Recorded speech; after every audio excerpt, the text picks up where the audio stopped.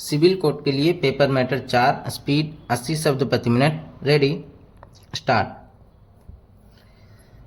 अक्टूबर महीने में भारत की उपभोक्ता मूल्य मुद्रास्फीति घटकर जहां 4 महीने के निचले स्तर 4.87% पर आ गई, वहीं थोक कीमतों में साल दर साल के आधार पर लगातार 7वें महीने मामूली 0.5% की गिरावट आई, फुल स्टॉप। हालांकि सितंबर महीने की 5% की खुदरा मुद्रास्फीति की तुलना में सिर्फ मामूली कम होकर, अक्टूबर महीने की महंगाई की रफ्तार, जो कि जून महीने जैसी ही है, निश्चित रूप से जुलाई की 15 महीने की 7.4% से ज़्यादा की तेज रफ्तार से लगातार तीसरे महीने के लिए कुछ राहत का सूचक है, फुल स्टॉप। फिर भी ग्रामीण इलाकों के उपभोक्ताओं को अभी भी 5.1% की उच्च मुद्रास्फीति का सामना करना पड़ रहा है, फुल स्टॉप।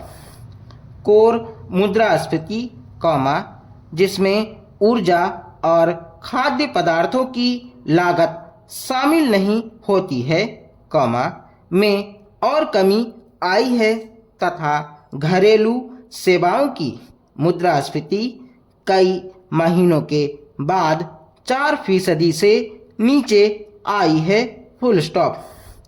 सब्जियों की कीमतों में बढ़ोतरी, जो जुलाई महीने में 37% से ज़्यादा बढ़ी थी, अक्टूबर महीने में कम होकर 2.7% हो गई, फुल स्टॉप। हालांकि, आम परिवारों की भोजन की लागत में कुल वृद्धि 6.6% पर स्थिर रही, जो कि सितंबर से लगभग अपरिवर्तित रही, क्योंकि अन्य आवश्यक खाद्य पदार्थों की कीमतों में तेज बढ़ोतरी देखी गई या वे ऊंचे स्तर पर बनी रहीं, फुल स्टॉप। इनमें से कुछ जैसे दालें और अनाज की बढ़ोतरी के लिए खरीफ के उत्पादन और रबी की अनिश्चित संभावनाओं के साथ साथ फसलों के न्यूनतम समर्थन मूल्यों में बढ़ोतरी से जुड़ी चिंताओं को जिम्मेदार ठहराया जा सकता है, फुल स्टॉप। थोक स्तर पर दालों की कीमतें 19.4% बढ़ीं, जिससे यह संकेत मिलता है कि खुदरा कीमतों में ज़्यादा बोझ आने की संभावना है, फुल स्टॉप। Para change.